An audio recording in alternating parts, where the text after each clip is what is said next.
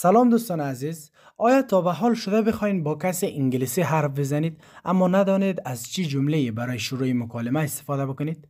خب در این ویدیو قرار است 10 جمله خیلی ساده و کاربردی را یاد بگیرین که بتونید خیلی راحت و با اعتماد به نفس مکالمه را شروع بکنید.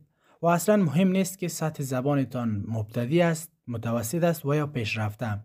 اگر این 10 جمله را یاد داشته باشی، مکالمه را مثل یک حرفه‌ای شروع می‌کنی. و بعضی از دوستا در قسمت کامنت از ما سوال کرده بودن که وقتی ما با یک کسی انگلیسی صحبت میکنیم چند جمله اولیه که میگیم بعد از اون میمونیم که چی بگویم. جملات انگلیسی را بلد هستیم اما نمیتونیم استفاده بکنیم. خب در آخر این ویدیو قرار است برایتان یک ترفند طلایی را بگویم که از چی جملاتی و چگونه استفاده بکنیم تا طرف مقابل از صحبت با ما لذت ببره و مکالمه را خودش ادامه بده. پس تا آخر ویدیو با ما همراه باشین تا درس جذاب و کاربردی را با هم یاد بگیریم. خب درس ما را با اولین جمله شروع میکنیم. Hey, how are you? Hey, how are you? سلام، حالت چطور است؟ ببینید این جمله برای شروع یک مکالمه دوستانه و طبیعی استفاده میشه. Hey, how are you? سلام، حالت چطور است؟ جمله دومی. What's your name? What's your name? اسم شما چی است؟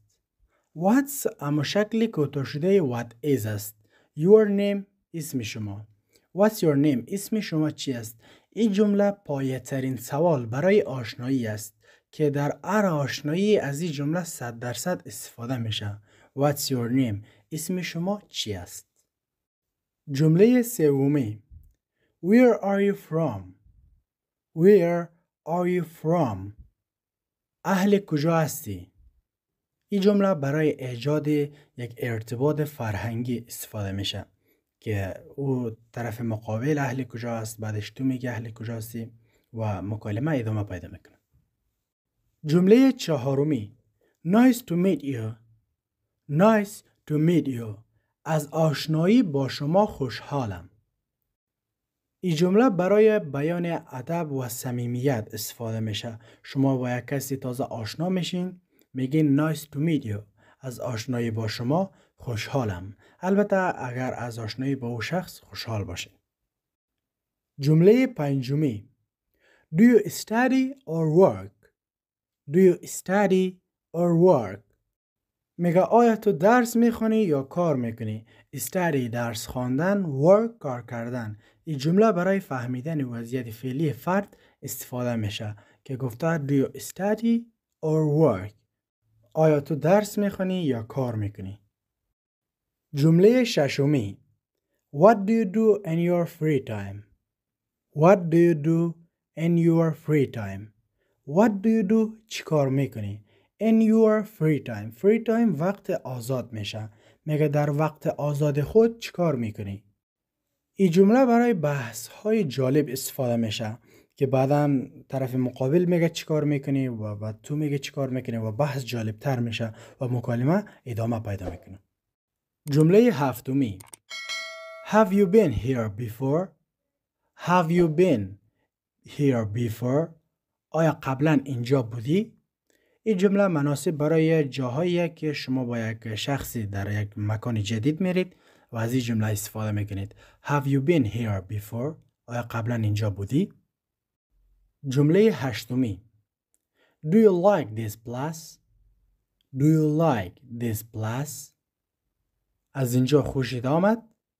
این جمله برای شروع گفتگو در محیط بیرون است. مثلا شما در یک رستوران میرین، یک پارک میرین و یک جای بیرون از خانه میرید، میگید Do you like this place? آیا از اینجا خوشت آمد؟ جمله نهمی. What kind of music do you like? What kind of music do you like? چه نوع موسیقی دوست داری؟ Music موسیقی میشه، like دوست داشتن. این جمله برای ایجاد حس مشترک است. جمله دهم. Let's stay in touch. Let's stay in touch. در تماس باشیم. این جمله در وقت‌های استفاده میشه که شما با یک کسی آشنا میشین و وقت خداحافظی میشه و شما این جمله رو میگین. Let's stay in touch. در تماس باشیم. خب دوستان عزیز، 10 جمله ما تمام شد. امیدوار هستم که اینا رو یاد گرفته باشین و بتونید در موقعیت های مختلف استفاده بکنید. و در اول درس برایتان گفته بودم که یک نکته را برایتان میگم که چگونه و چه قسم از جملات استفاده بکنیم تا طرف مقابل از صحبت کردن با ما لذت ببره. دوستان عزیز، اگر میخواهید که یک شخص مقابلی که با شما صحبت میکنه از صحبت کردن با شما لذت ببره، پس بجای زیاد صحبت کردن زیاد بشنوید. طبیعتا هر کسی از صحبت کردن خوشش میآید و اگر شما به صحبت‌های طرف مقابل گوش بکنید و صحبت کردن با شما لذت میبرد. و وقتی کسی به شما یک جواب را میده، شما فقط نگوین او نایس، بلکه از همون جوابی از او یک سوال جدید بسازید. برای مثال کسی میگه که I am from New York، من از نیویورک هستم. شما بگویید oh cool what do you do in New York؟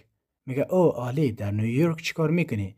این قسم باعث میشه که مکالمه هیچ وقت خسته کن نشود و طرف مقابل از مکالمه با شما لذت ببرد. پس اگر میخواهید کسی از صحبت کردن با شما لذت ببرد، به جای صحبت کردن با آنها به حرفایشان گوش بکنید. خب دوستان عزیز، درس ما تمام شد. امیدوار هستم که این درس یاد گرفته باشین و البته در قسمت کامنت برایم بفرستین که چند تا از این جملات را قبلا یاد داشتین.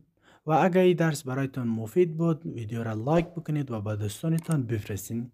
و تشکر زیاد که تا این لحظه ویدیو با ما همراه بودین. امیدوار هستم که در درس های بعدی هم با ما همراه باشین. تا ویدیوی بعد، خدا نگهدار، کلتان باشه.